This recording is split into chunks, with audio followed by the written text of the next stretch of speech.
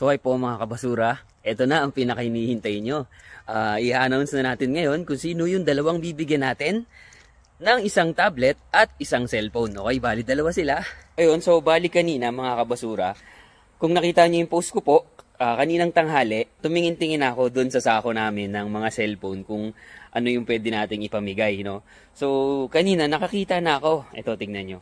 Pero bago ko muna pala ipakita sa inyo, unahan ko muna kayo. Maraming salamat po lagi sa suporta. Sa susunod na madagdagan po tayo ulit ng 100,000 followers, uulitin po natin ulit to. Pangako yan. So tara!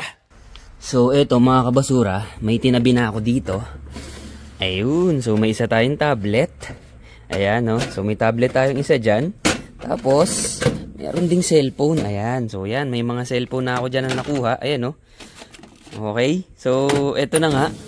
So yun mga kabasura, bago ko ipamigay itong dalawang to, i-explain ko muna bakit dalawa yung ipamimigay natin. Kasi usually, kagaya ng pangako ko, kada 100,000 po followers na nadadagdag sa ating page, no, namimigay tayo ng isang cellphone. Alam nyo yan. Ngayon kasi, dalawa ang ibibigay ko. Bakit? Ang bibigyan ko kasi ngayon ay isang malapit sa amin at isang malayo. Okay? Kasi ayoko naman na may masabi kayo na nag-celebrate tayo ng 100,000 tapos ang bibigyan ko yung taga sa amin. So parang set up, no?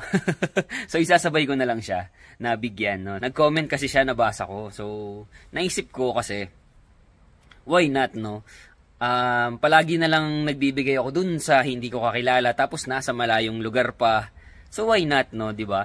Magbigay naman ako sa mga dati ko ng kaibigan, yung mga kaibigan ko, no, na kaibigan ko na sila nung wala pa ako, no. Ngayong kaya ko nang mag-share ng blessing, so why not, no? Ma-sharean din naman sila. So ito, nag-message kasi siya, teka lang, Ning.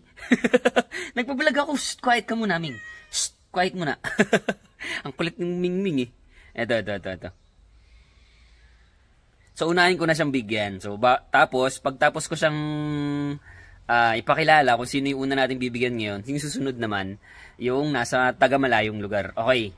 So nag-comment kasi siya, nabasa ko. Sabi niya, eto siya, si Calvin J. Pinyola, no. So Basurero TV, sana po mapagbigyan. Tablet daw po ang gusto ng inaanak mo. Kasi inaanak ko yung anak nito.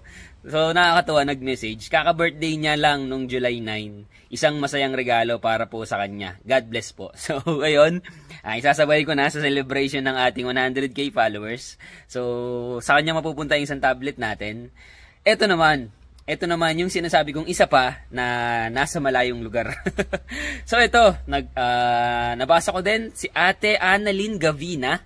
Sabi niya, Basurero TV, hoping po cellphone loads. Kailangan po kasi ng anak ko sa pag-aaral niya. Lalo po walang mga kumputeran dito. Nasa bundok. Nasa bundok po kasi kami. Part po ng Baguio City. Ang galing ni Ming, ha. Sabi ko sa'yo, tahimik ka lang muna, eh. Baguio City. So, taga Baguio City naman yung isa. So, yun, congratulations. Bilang pag-celebrate natin na nadagdagan na naman tayo ng 100,000 followers. 3.2 million followers sa atin. So, congratulations sa inyong dalawa. Sa inyo na to. Isang tablet at isang cellphone, no? So, yung tablet kay Calvin J. Pinyola at yung cellphone para sa anak niya, si Ate Annalyn Gavina. Okay? So, nandito pa to sa Korea, no? Nandito pa to sa Korea. Antayin nyo lang 1 month, no? Ipopost ko na lang, no? Alam nyo naman yan. Alam nyo naman yung kalakaran natin dito sa Basurero TV. So, yun lang. Congrats. So, yun lang. Congratulations po at maraming salamat po sa suporta. Yun lang. Peace.